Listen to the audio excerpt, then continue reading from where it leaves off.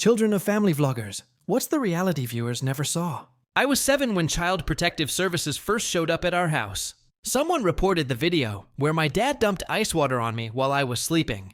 The title was Epic Ice Bucket Prank on Sleeping Daughter, and it had 12 million views. My parents went crazy when the CPS lady knocked on our door. But they were ready for this. They had coached me and my little brother Austin what to say. Smile big, sit up straight, tell them how much you love making videos, Mom whispered to us. Don't forget to mention our follower count. They cleaned the entire house in 2 hours, baked fresh cookies, and turned on every light to make everything look happy. I sat at the kitchen table answering questions like a robot. Yes, I love being on camera. Yes, my dad is really funny. No, I'm never scared or upset. The officer left after an hour.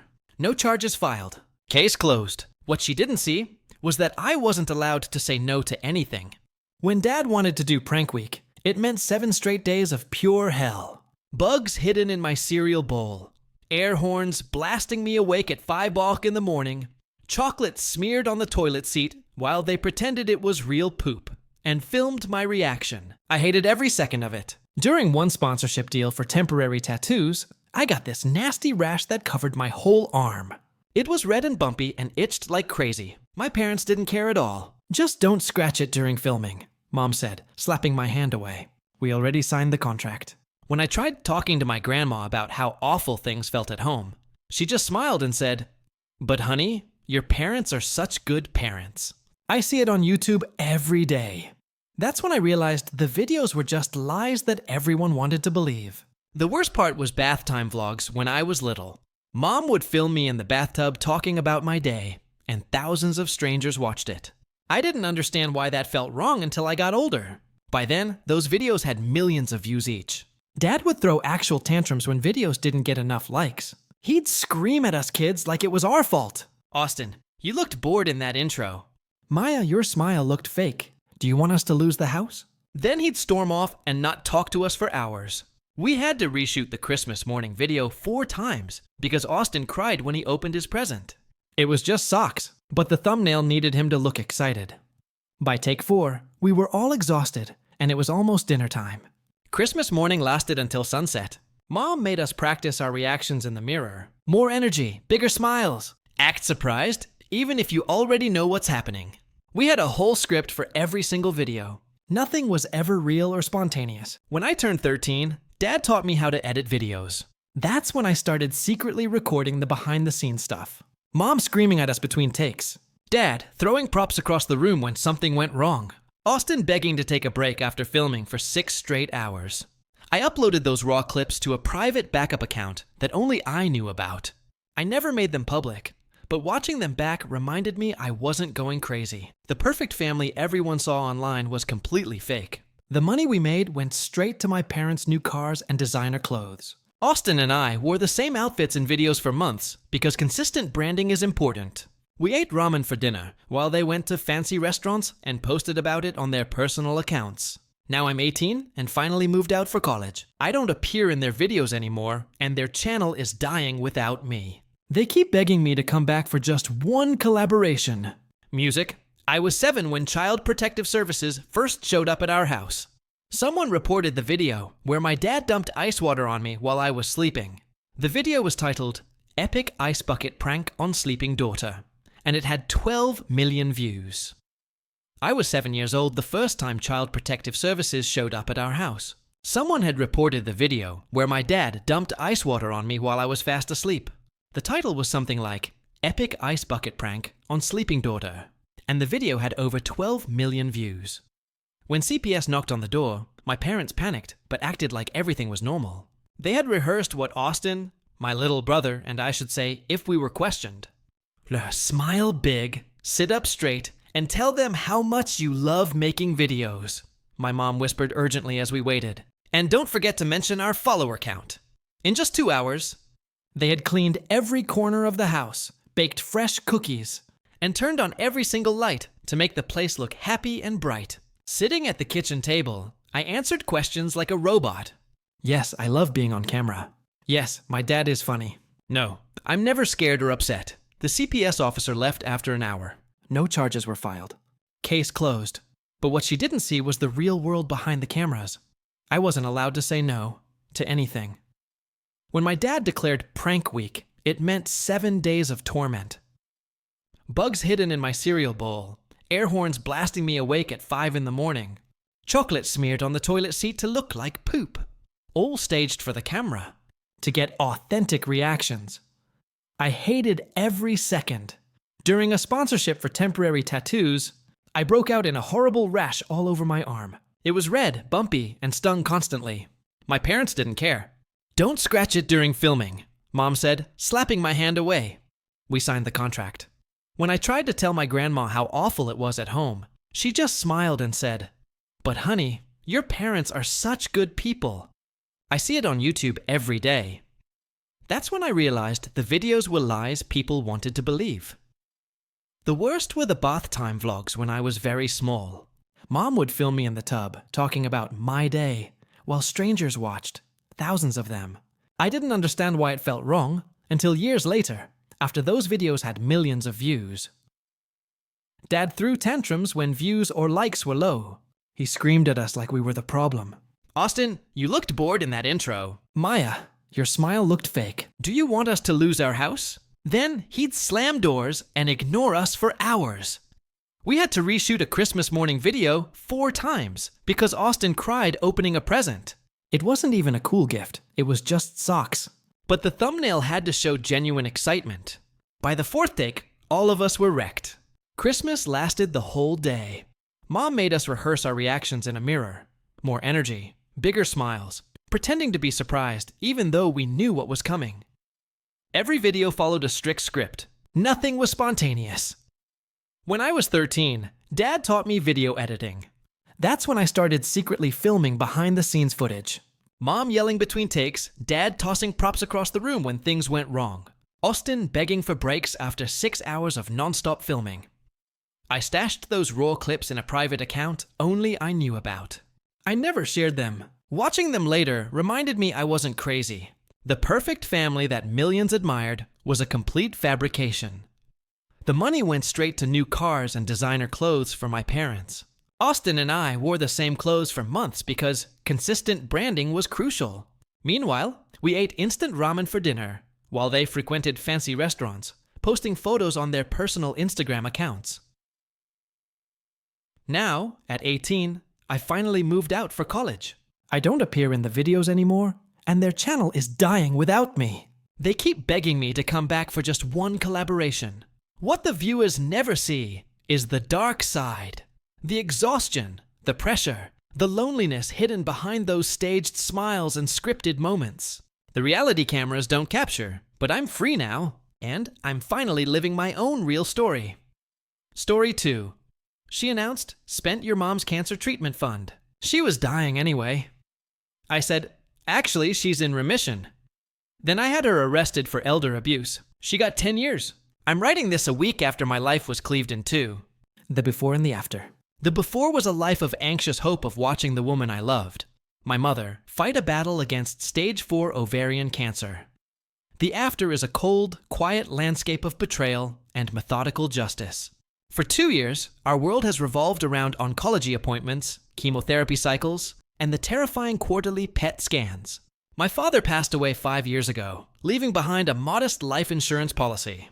I took that money, added a significant portion of my own savings, and created what we called the Lifeline Fund. It was a joint savings account holding just over $150,000. It was untouchable, sacred money, earmarked for anything. Insurance wouldn't cover experimental treatments, specialized home care, alternative therapies, anything that might give my mom Eleanor another month, another year. My girlfriend of 4 years, Megan, was my rock through it all. She lived with me, helped manage the bills, and held my hand in sterile waiting rooms. I trusted her completely. So completely, in fact, that I gave her a debit card for the Lifeline account. The idea was that if an emergency came up with my mom's care while I was swamped at my engineering firm, she could handle it. It was a symbol of our partnership. Last Tuesday was the best day of my life. We were at the oncologist's office for mom's latest scan results. The doctor, a man known for his cautious realism, walked in with a smile I hadn't seen in years. "Eleanor," he said, his voice warm. I don't know how to explain it. "The tumors are gone. The markers are non-existent. You're in complete remission." We both just broke down, sobbing with a relief so profound it was physically painful. 2 years of holding our breath, and we could finally exhale. Remission wasn't a cure, but it was a future. The Lifeline Fund was now more important than ever. A security blanket for the next 5 years of monitoring, maintenance, drugs, and the ever-present fear of recurrence. I drove home on a cloud of pure joy, stopping to pick up champagne and my mom's favorite pastries. I walked into the apartment I shared with Megan, ready to share the miracle with her. Me? I shouted, bursting through the door. You're not going to believe this. She's in remission. Complete remission. Megan was into the kitchen. She turned and the look on her face was not joy. It was not relief. It was the stark blood-drained terror of a cornered animal. My euphoria evaporated, replaced by a cold, creeping dread. What is it? I asked, my voice suddenly low. Megan, what's wrong? She couldn't meet my eyes. She just stared at a spot on the floor, twisting her hands. Leo, about the fund. My heart stopped. What about the fund? Her confession came out in a garbled, pathetic whisper. She'd started a business, an online boutique. She'd needed capital for inventory, for a website, for marketing, and she'd used the Lifeline Fund. All of it. I felt the floor tilt beneath me. You what? I was going to pay it back, she insisted, finally looking at me with eyes full of self-pity, not remorse. I was going to surprise you. The doctors, they all said she had 6 months, maybe a year. The prognosis was terrible, Leo. And then she said the words that will haunt me for the rest of my life. The words that severed any last shred of empathy I had for her. I just thought she was dying anyway. I wanted to build something for us, for our future. I thought I could make something good out of a horrible situation.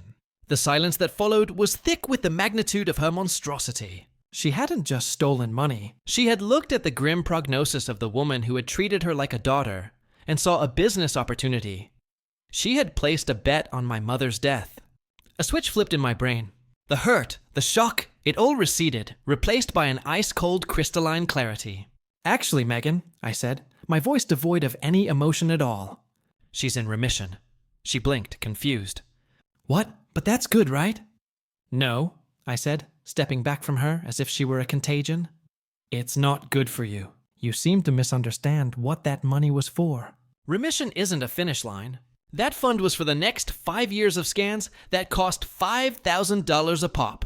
It was for the maintenance drugs that cost $10,000 a month. It was for the very real possibility of a recurrence that would require a second, even more expensive fight. You didn't just spend the money we had for her to die peacefully. You stole her chance to live. I took my phone out of my pocket. She watched, a flicker of fear in her eyes. What are you doing? My mother is a 65-year-old cancer patient. You, a person in a position of trust, systematically stole her entire life savings under the assumption she would be dead soon. That isn't a relationship problem, Megan. That is a felony. Specifically, it's financial elder abuse. Her face went white. You can't, Leo, please, it was a mistake. We can fix this. No, we can't, I said, dialing the non-emergency police line. But the district attorney can. I told her to leave her keys and her phone, a phone that was on my family plan on the counter, and get out of my apartment. She started to argue, then saw the look in my eyes and simply crumbled. She grabbed her purse and fled. I stood in the silent apartment, the celebratory champagne warming on the counter. Then I made the call. I reported the crime calmly and clearly. The after had begun. Update 1. The immediate aftermath was a blur of legal and administrative triage. The police were at my apartment within an hour of my call. I gave my statement, providing the account number and my initial estimate of the stolen funds. The officer was professional, but I could see the flicker of disgust in his eyes when I explained the context. He gave me a card for a detective in the financial crimes unit and told me to expect a call. The next day, I was contacted by Detective Miller, a weary-looking man who'd clearly seen the worst of human nature. I also received a call from a caseworker at Adult Protective Services, APS, who had been alerted by the police report. Suddenly, I wasn't just a betrayed boyfriend. I was the primary witness in a state-level investigation. My first task was to pull every bank statement for the Lifeline Fund from the past year. What I found was nauseating. Megan hadn't taken the money in one lump sum. It was a slow, methodical bleed. It started 8 months ago, right after a particularly grim oncology report. A $10,000 withdrawal here for inventory, a $5,000 transfer there for web design, Another $15,000 for a marketing consultant. She had drained over $150,000. All while smiling in my face, holding my hand, and asking how my mom was feeling. I found the business she'd created, Nova Bloom Boutique. It was a generic, soulless online store selling overpriced fast fashion jewelry. I found the invoices and receipts in her email, which I still had access to via our shared cloud account. I printed everything, organized it into a binder, and handed it over to Detective Miller. He called it a prosecutor's dream. Telling my mother was the hardest thing I've ever had to do. I sat with her in her small, sunny living room and laid it all out. I expected tears or anger. Instead, her face was a mask of profound sorrow. "Oh, Leo," she whispered, taking my hand. "That poor broken girl." I'm not sad about the money. We'll figure that out. I'm sad for you, and I'm sad for her that her heart is so empty. Her grace was humbling. It erased any doubt I had about my course of action. I wasn't just doing this for the money. I was doing it to honor my mother's strength and to ensure the person who preyed on her vulnerability faced real unavoidable consequences. Megan was arrested a week after my initial call. Detective Miller informed me they had picked her up at her sister's house. He said she was completely shocked, as if she genuinely believed there would be no repercussions. Then came the calls from her family. Her mother called me screaming. She made a mistake. She's a good girl who got in over her head. "You're destroying her life over money." Her mother has cancer. For God's sake, you should know better. "Your daughter gambled with my mother's life," I replied calmly.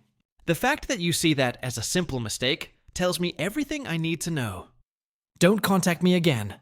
The system was moving slow but powerful." I had done my part. Now I had to trust it to do its job. Update 2.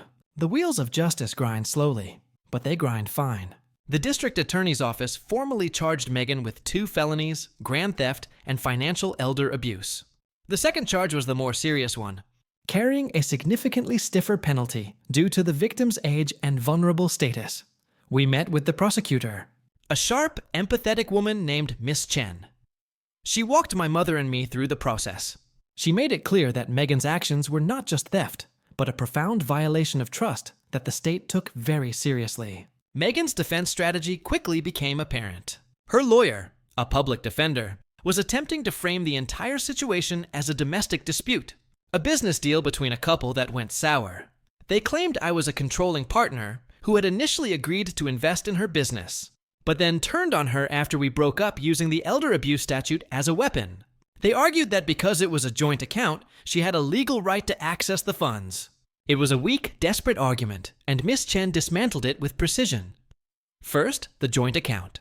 While Megan had access, the prosecution subpoenaed texts and emails between us where the purpose of the fund was explicitly and repeatedly discussed. I had dozens of messages saying things like, "Just transferred another $5 to the Lifeline Fund for Mom's next treatment." The intent of the money was clearly documented. Second, the elder abuse. The victim was not me, but my mother. The funds were established for her sole benefit. Megan used her position of trust as my partner and as a surrogate daughter to my mother to gain access to and exploit those funds. The most damning piece of evidence was the timeline. Miss Chen's team created a large chart for the preliminary hearing. On one side, it listed my mother's oncology reports. Prognosis worsens. New growth detected. On the other side, it listed Megan's withdrawals. $10,000 for Nova Bloom LLC, $7,500 for marketing. Every time my mother's health declined, Megan's spending accelerated. She wasn't just stealing, she was liquidating assets based on a death watch. The DA offered her a plea deal. Plead guilty to both charges, and they would recommend a sentence of 4 years. According to Miss Chen, Megan refused it without a moment's hesitation. She was still convinced she was the victim. She believed she could walk into a courtroom, cry, and convince a jury that she was just an ambitious young woman with a broken heart. It was the most profound miscalculation of her life. Final update. The trial lasted 3 days. It was the most emotionally draining experience of my life. My mother had to testify. Seeing her on the stand, frail from her treatments, but with a spine of steel, was both heartbreaking and inspiring. She didn't speak with anger, only with a quiet sadness. She described how Megan was like a daughter to her, and what that money, that hope had meant.